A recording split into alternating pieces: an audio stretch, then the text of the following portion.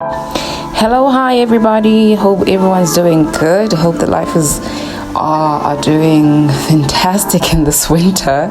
And in the spirit of celebrating Youth Month, we like to celebrate the importance and the significance of it, the importance and the significance of the day, which is June 16th. Get the opportunity to celebrate and understand context here corner in depth. And yeah, man, who else or who better to come into our surroundings and help us understand what is this Youth Month situation, and how can we pave the way forward for our young people, especially in the podcast industry, the importance of podcasting, the importance of alternative media. And hopefully this segment will bring about the understanding ulutsha lethu need, be it in the Eastern Cape, KZN, Western Cape, wherever, outskirts Johannesburg, because hey man, Silapa, we're immersed here in Johannesburg and we're trying to get all the jams we can. So stay tuned. We have Penuel, the black pen who's going to be dissecting this conversation with us. So yeah, help us welcome Father of the Nation. He's the actual pumpkin of the nation, Kesal. Penuel, the black pen. But it's like every child in the Eastern Cape is trying to get out. I think more than anything, we're just trying to celebrate alternative media.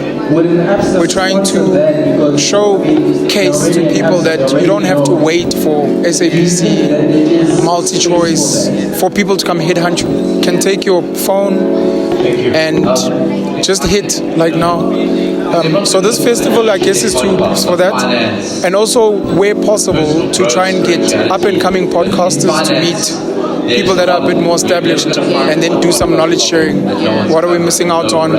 How do you guys do this? How much does it cost you to do that? Because there's sometimes a cost in the work that we're doing. And just to network and to know that, look, I'm not crazy on my own. There are other crazy people out there. Yeah. So the responsibility and the onus is going to be up to you and people like Aviu as well. Because we're Joburgers now. But with you guys being here and representing, let's say, the Western Cape, Eastern Cape, is to come and see what's here, meet people, and then go back home and see if you can do something, even if it's on a small scale. We sometimes sleep on small platforms like churches, schools, and just go to around schools if you can, and say to the kids, there's something called podcasting. Do you guys know MacG? Yes or no? You can do this, and it can actually be a career, and you can make money. Even if you're in high school, you can make an extra 2,000 Rand a month. If you have a big following, you can make 10,000, 20,000 just podcasting your thoughts, interviewing certain people, telling certain stories. And hopefully in that way, kids can get involved. With some of the people that you're going to meet here, once you go back home and you have a small base, you can then come back here and be like, we'd like you to come to Cape Town. We'd like you to come to the Eastern Cape. Like you said, etc. We'd like you to just come show face. And while you're here, see what the kids are up to. Hear some of our stories, because we're tired of Joburg stories. It can't all be about Joburg. We've got our own unique stars, superheroes, struggles, and we're using our platforms maybe for that. So the onus is actually, more than anything, is going to be on you guys. And then once you guys light the spark, hopefully invite us to come down. I'm from, it's not small, but I'm from a town called Newcastle in KZN. I was raised a little Zulu boy. I was fascinated by people like Otini Nondumo on backstage, and I fell in love with the Xhosa language, Otandiswa, Mazwai, etc. So the idea of going to study in the Eastern Cape was something really beautiful for me, and I fell in love with the Eastern Cape while I was at Rhodes University. My favorite South African author is Utata Zakes Mda'S. He's moved overseas now to America. And being in the Eastern Cape, it's really broken my heart, because the Eastern Cape is so rich in culture, it's so rich in talent, but it's like every child in the Eastern Cape is trying to get out. From Ukolisi to, our leaders, Thabo Mbeki, Nelson Mandela, so many wealthy business people from places like Mda'S that have left Osisa Ngebulana, for example, at least he's built back home. At some point, look, I'm not Xhosa, you know what I mean? But at some point, Xhosa will need to sit down and be like, how do we build back home? Because part of the reason so many of us are here is the lack of infrastructure. It cannot be that every child that wants to make it has to come to a Gauteng. It cannot be Melie Kapa, as an example.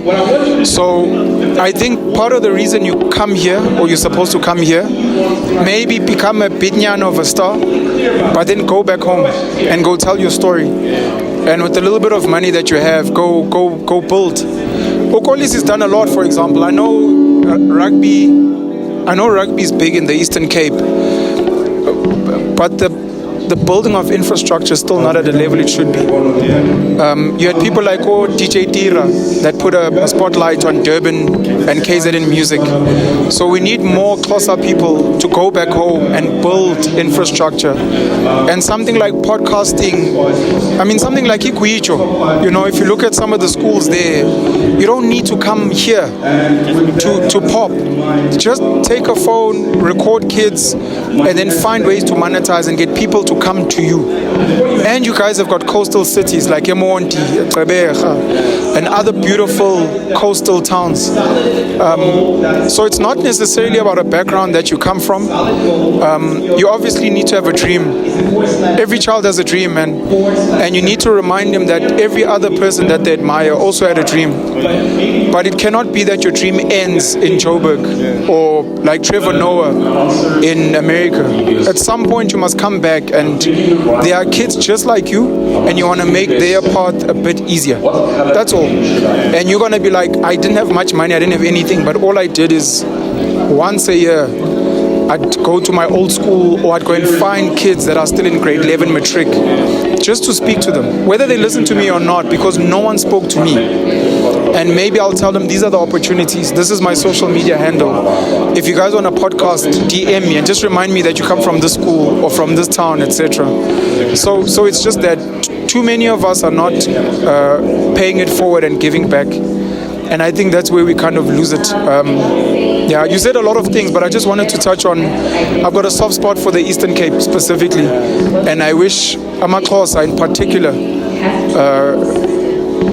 could just build back at home. I mean, even Zimbabweans come to South Africa, and during the holidays they take stuff home. People in the Eastern Cape, because Xhosa are special, man. I mean, we can keep going. John Kani, Dr. John Kani and his son, we're in Black Panther. Xhosa was one of the languages in a movie of that type of prestige and level.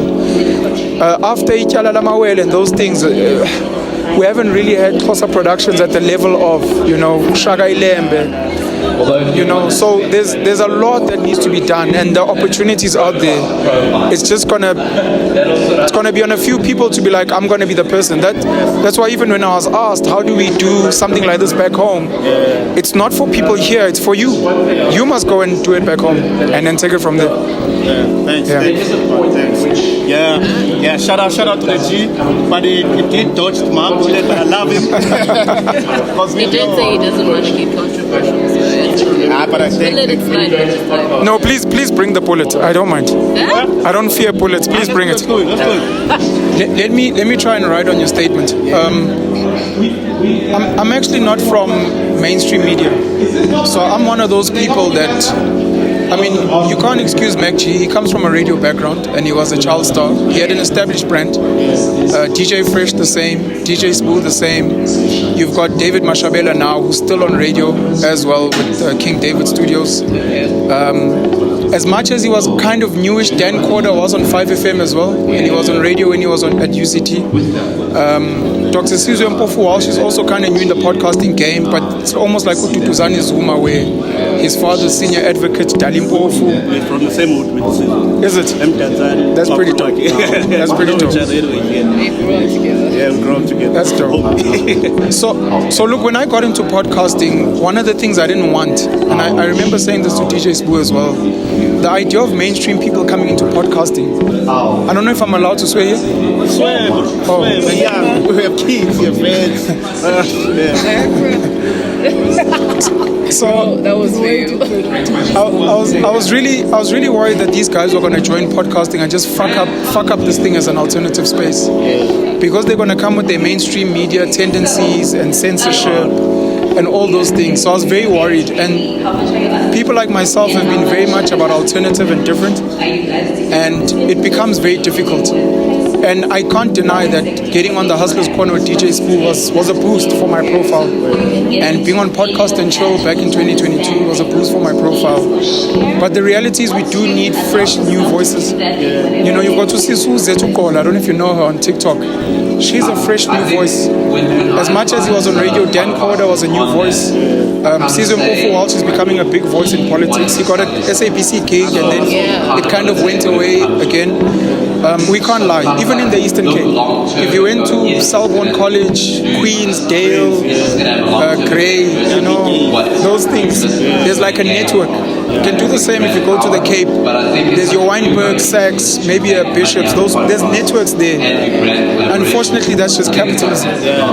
But this is where unique story. And if you look at least the Penuel show, I've tried where I can to not only bring celebrities. I actually don't like interviewing celebrities. I like having people that people have never seen, have never heard, and they come with a new story and you're like, this is interesting. And we speak about almost anything.